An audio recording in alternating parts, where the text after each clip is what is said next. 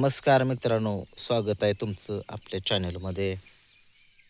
बकासूरच्या दावणीला खरेदी नक्की झाली का? कारण कारण तुम्ही बघितलं एक बॅनेल आहे. तो बॅनेल सगळीकडे आत्ता व्हायरल झाला आहे, की सगळेजण म्हणतात की बकासूरच्या दावणीत एक पठ्ठ्या आलाय, कुठला आहे काय माहीत नाही. परंतु मी सुद्धा अचंबित झालोय.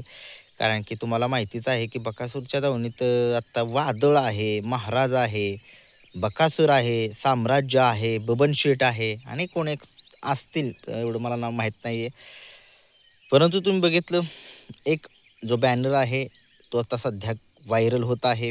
बकासूरचा जो चॅनेल आहे ओरिजिनल त्या चॅनेलवरती रात्री अपडेट जी आहे ती पडलेली आहे, की नक्की बकासूरची खरेदी झाली का? जर झाली असती तर बकासूरच्या दावणीला दिली असती.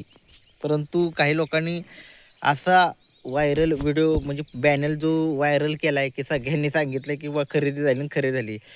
खरेदी झाली असती तर बकासूरच्या दावणीला मित्रांनो आले असते. परंतु तसं तर काही काल दिसलं नाही. असं बकासूरचा जो ओरिजिनल चॅनल आहे त्या चॅनलवरती माहिती दिली त्या सरांनी. बघूया. तरी अजून काही माहीत नाही एवढं पण फिक्स. आज समजेल. आज मी मैदानामध्ये जाणार आहे चोराडीच्या. त्या ठिकाणी आपला सगळ्या महाराष्ट्राचा लाडका देव बकासूर पळतोय गट क्रमांक 11 मध्ये आणि त्याचा पहिरा जो आहे तो पुष्पराज हा नंदी आहे मित्रांनो. आणि आज सगळ्या महाराष्ट्राचं लक्ष जे आहे त्या मैदानावरती लागलेलं आहे, की बकासूर आणि पुष्पराज कशी जोडी पळेल. बघूया कशा पद्धतीनं पळते ही जोडी आणि कशा पद्धतीचा वेग धारण करते ही जोडी, याच्याकडे सगळ्या महाराष्ट्राचं लक्ष लागलेलं आहे. आज पुन्हा एकदा जो कमबॅक करायचंय तो कमबॅक करेल का? कारण की तुम्ही बघितलं बकासूरच्या पायाच्या नख्या ज्या आहेत त्या केलेल्या आहेत मित्रांनो. बकासूर त्याच्यामुळेच आरामावरती होता. थोडंसं नख्या ज्या आहेत त्या केलेल्या आहेत त्याच्यामुळे तो आता आरामावरती होता अशी माहिती मिळाली मला. परंतु असो, शेवटी मित्रांनो आज सगळ्या महाराष्ट्राचा लाडका नंदी बकासूर पळताना दिसणार आहे. गट क्रमांक 11 तास क्रमांक 3 पुष्पराज याच्या नंदीसोबत. आणि नवीन खरेदी बाबत जी लोकांनी अफवा उठवलेली आहे ती की खरी आहे का हेच काय समजेना झाले. परंतु काल बकासूरच्या ओरिजिनल चॅनेलवरती तर सांगितले की अशी काही कोणती खरेदी तर झालेली नाही आहे.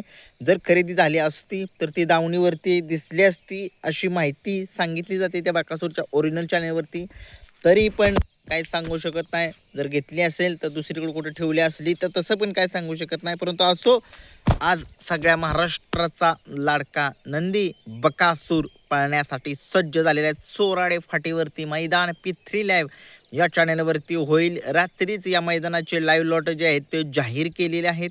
त्या लाईव्ह लॉटमध्ये बकासूरची चिठ्ठी निघालेली आहे. आता 11 नंबरमध्ये तर बकासूरची चिठ्ठी निघाली आहे.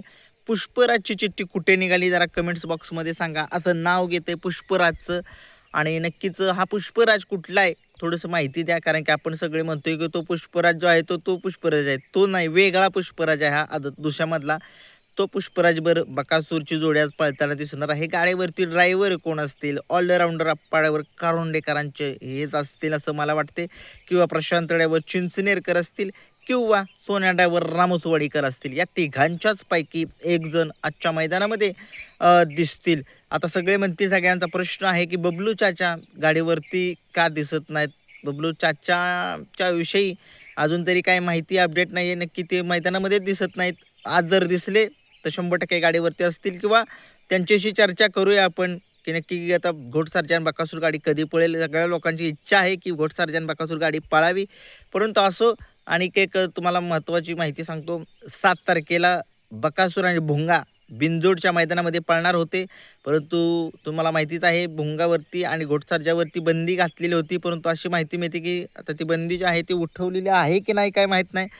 परंतु 7 तारखेला बकासूर आणि भुंगा मुंबईला बिनजोडमध्ये पळणार होते. बघूया आता काय होते, नक्की पळतील का नाही. बंदी आहे भुंगावरती, काय होते सांगू शकत नाही. परंतु असो, आज पुन्हा एकदा जे पराभव झाले बकासूरचे ते पराभव पुसून टाकेल का बकासूर, आणि आज दाखवून देईल का की तो या बैलगाडा शर्यतीचा देव का म्हटलं जातं, आणि त्या पद्धतीनं तो आज कामगिरी करेल का सगळ्या महाराष्ट्राचा लाडका बकासूर. बघूया. खूप सारे चिठ्ठ्या निघालेत. लाईव्ह लॉट जे आहेत ते मी बघितलेले नाही आहेत.